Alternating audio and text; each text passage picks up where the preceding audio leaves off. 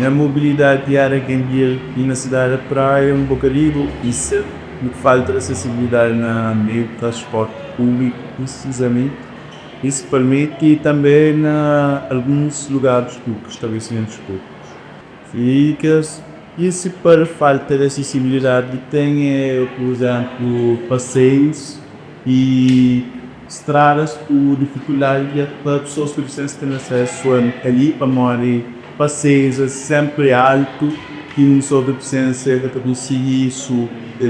Muitas vezes tem que andar por estrada junto com o carro, está para o risco para morar que tem passeio mais de chipa, um só cadeirante de capacidade. E transporte, para mim, é o maior desafio de enfrentar como um só cadeirante. E por causa de transportes públicos, porque, por exemplo, autocarros, maioria, alguns desses autocarros têm rampa, mas a maioria das vezes nunca funciona, ou às vezes o condutor quer ter paciência para ter aquela rampa, às vezes também quer ter funcionamento para uma hora de fazer manutenção. Sim, muitas vezes até apanha um autocarro ou algo do tipo e outro veículo de transporte reduzido para não ter falta de acessibilidade. Não só em casa, mas tem outras pessoas com deficiência também que já costumam hoje ali perto, onde que também podem apanhar um autocarro, que é meio transporte público, mas fácil acesso assim na Cabo Verde. E também tenta apanhar aquele autocarro e que o condutor deixa no chão, só porque tem que direito de subir no autocarro, por causa dessa cadeira de roda. Normalmente é a causa que é mais alto, porque mais assim, é difícil. Mas é que nada que ainda consegue tomar, tem a força não assim. Só que fica um bocado mais cansativo. Mas está aqui, não está para. Tem muitos fatos de barreira de loja, essa pane, essa catapara. Outro tá de o optica na boa, acelerada. Normalmente esse serviço vai acelerar. Essa pane e pouco tá olhando que vai se meter assim. Mas o que era fazer, o dia e não vai conseguir mudar pessoas. E também para pessoas terem um pouco de empatia, como a inclusão começa a partir de empatia pelos outros. Mas a maioria dos condutores que está preparado para uma pessoa verdadeira, por exemplo, porque situações que estão acontecendo comigo diariamente, tem condutores que, por exemplo, que te apanham só pelo facto de ter que visto a cadeira de roda que eu fui. E tem outros que se apanham de cobrar um preço muito mais caro, mais exagerado por causa disso também. Tem um desafio grande o que tem a ver com mobilidade. Tem alguns que utilizam cadeiras de rodas, por exemplo, que têm próteses e têm certa dificuldade em poder utilizar o transporte público. Os maiores desafios são exatamente estes. Não todas as rotas onde moram nossos utentes têm cobertura de transporte e também não há facilidade para a utilização. Alguns não estão adaptados para a necessidade de nossos utentes, certo? Não há, que já é conhecido, as metodologias para facilitar que os jovens, as pessoas com deficiência possam utilizar. Estamos a falar, por exemplo, de autocarros, certo? Mas também há um desafio grande com os táxis, por exemplo.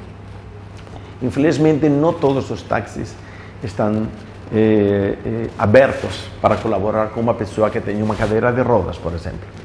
Muitos deles, às vezes, vão acompanhados. Então, isto também dificulta. Muita gente fala das adaptações de infraestruturas, mas não adianta, só para dar um exemplo, ter um hospital super bem adaptado, com rampas, com elevadores, se não há um transporte que leve as pessoas para lá. Ou seja, podemos ter uma escola, uma universidade super bem adaptada, mas nós não temos o transporte. O que falamos é da mobilidade. A mobilidade numa cidade é importante. E isto sem falar da mobilidade na mesma cidade, nos bairros em que eles estão. São desafios da cidade, são desafios dos transportadores, são desafios das famílias, certo? E isto, pois, deixa muito triste e preocupado todas as associações que trabalhamos com pessoas com deficiência. A facilidade de adquirir um carro que possa ser utilizado por pessoas com deficiência também é um dos desafios. Não consegues aqui um carro. Inclusive, talvez agora, mas deve haver 1 ou 2 transportes públicos, falemos de táxis, adaptados. Bom, a problemática não é fácil, porque não somente criar as leis, mas também as instituições, empresas, a mesma sociedade tem que estar engajada nisto. Não são unidosos exemplos em que há uma lei, por exemplo, de que todas as infraestruturas, né, que possam ser utilizadas, infraestruturas públicas, têm que ter adaptabilidade. A lei está, o governo faz a sua parte, mas as instituições, muitas delas não aplicam. Muitos querem fazer, mas não estão bem regulamentadas. Tem uma série de dificuldades no transporte de pessoas com deficiência física. Como nunca tem carros no mercado adaptados para fazer esse tipo de serviço. Às vezes tem pessoas que exigem certos esforços, então que está dificultando.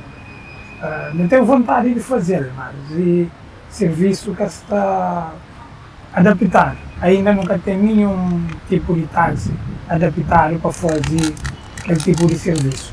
Agora, se tem pessoas interessadas a fazer aquele tipo de serviço, tem carro adaptado para fazer aquele tipo de serviço. Não acredita com aquele protocolo que o Comitê Olímpico, então também tem mais taxistas formados naquela área lá e sensibilizados, porque não acredita naquele protocolo, está também trazendo mais profissionalismo. Ainda nunca tem carros adaptados, é aquele que não tem que servir mercado. Mas há momentos que uma pessoa está num lugar, paragem é adequada. Então leva tempo para pôr na carro e tempo para tornar natural. Então, às vezes, taxistas recusam esse tipo de serviço porque ele demora mais tempo.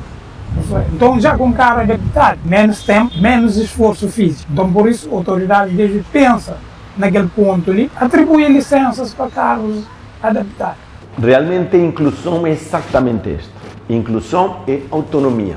Que a pessoa possa fazer isto.